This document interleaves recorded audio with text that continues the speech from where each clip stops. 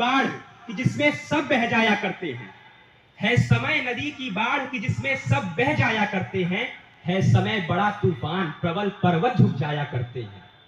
अक्सर दुनिया के लोग समय के चक्कर खाया करते हैं, लेकिन कुछ ऐसे होते हैं इतिहास बनाया करते हैं। सुप्रभात परमादरणीय प्राचार्य महोदया, सम्मानित शिक्षकगण, मेरे प्रिय भाइयों एवं इस विद्यालय परिसर में उपस्थित समस्त विद्वज्जन, मैं सुधांशु रघुवंशी कक्षा 11वीं कला वर्ग का छात्र आज आपके सम्मुख गांधी जयंती और शास्त्री जयंती के पूर्व प्रभात पर अपने विचार प्रस्तुत करने हेतु उपस्थित हूँ।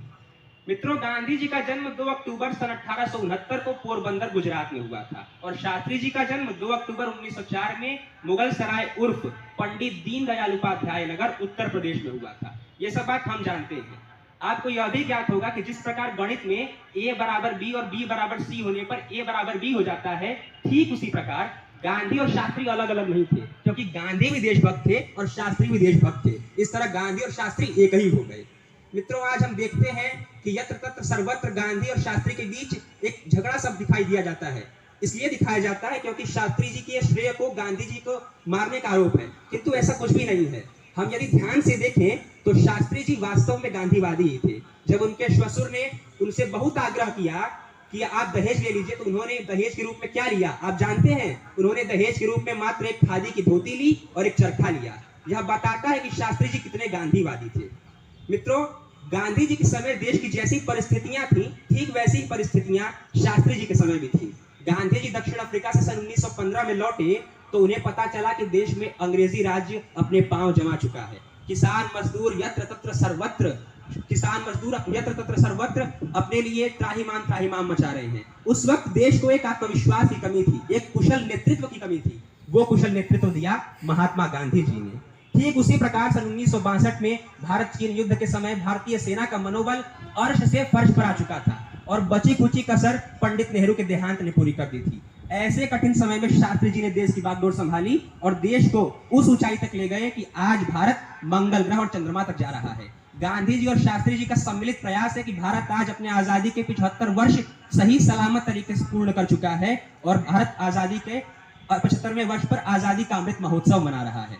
मित्रों, किंतु आज हम लोग जयंती को ढकोसले के रूप में मानते हैं। जयंती है, औपचारिकताएं कर दी गई। गांधी जी के सिद्धांत पर नहीं चल पाएंगे तो गांधी जी के नाम पर राजमार्ग खोल दीजिए और राजमार्ग पर चल लीजिए, हो गया गांधी का राजमार्ग। किंतु ऐसा नहीं है। हमें प्रयास करना है कि शास्त्री के सिद्धांतों को समझें, गांधी के सिद्धांतों को समझें और देश की उत्तरोत्तर प्रगति में अपना योगदान दें। चंदौली के कवि थे, लोक भाषा के, उनका नाम है कैलाश गौतम। उन्होंने इस व्यवस्था को, इस सिस्टम को बहुत अच्छे तरीके से रूपांकन किया है। वो कहते हैं, जनता बदे जयंती बाबू, नेता बदे निशाना हुए। जनता बदे जयंती बाबू, नेता बदे निशाना हुए। पिछला साल हवाला वाला, अगला साल बहाना हुए। आजादी के माने खाली राजघाट तक जाना हुए। साल भरे में एक बेर बस रघुपति राघव गाना हुए। मित्रों, ये मानसिकता बदलने की जरूरत है। मैं आप सबसे आग्रह करना चाहूंगा, क्योंकि हम ही इस देश के भविष्य हैं। समझे ध्यान से बातों को, औपचारिकताओं में न फंसें और ईश्वरीकरण करने से बचें। गांधी भी मनुष्य थे और शास्त्री भी मनुष्य थे। यह प्रयास करें कि मानवीय गरिमा में हो करके हम कितने सच्चे हो सकते हैं, किस प्रकार सत्य का साथ दे सकते हैं। गांधी का विस्तार इतना बड़ा है कि उसे शब्दों में नहीं बांध सकता।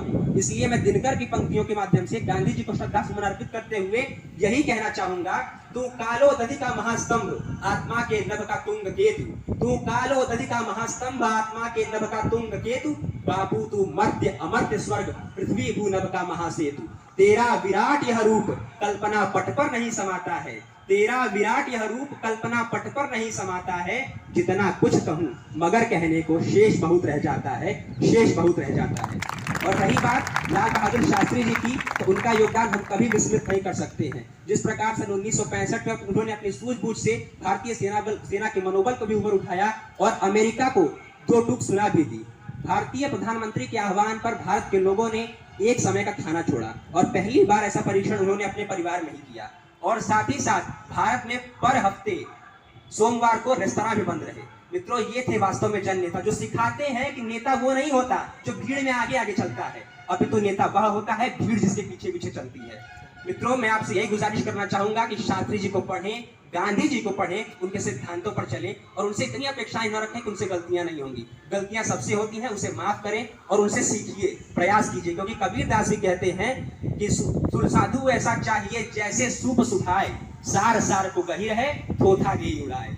मैं अपनी वाणी को विराम देते हुए बस यही कहना चाहूंगा, लज्जित मेरे अंगार तिलक माला भी यदि ले आऊं मैं, लज्जित मेरे अंगार तिलक माला भी यदि ले आऊं मैं, किस भांति उठूं इतना ऊपर, मस्तक कैसे छुपाऊं मैं। ग्रीवा तक हाथ न जा सकते, उंगलियां न छू सकती ललाट, ग्रीवा तक हाथ न जा सकते, उंगलियां न छू सकती ललाट। वामन की पूजा किस प्रकार पहुंचे तुम तक मानव विराट, वामन की पूजा किस प्रकार पहुंचे तुम तक मानव विराट। बहुत बहुत धन्यवाद।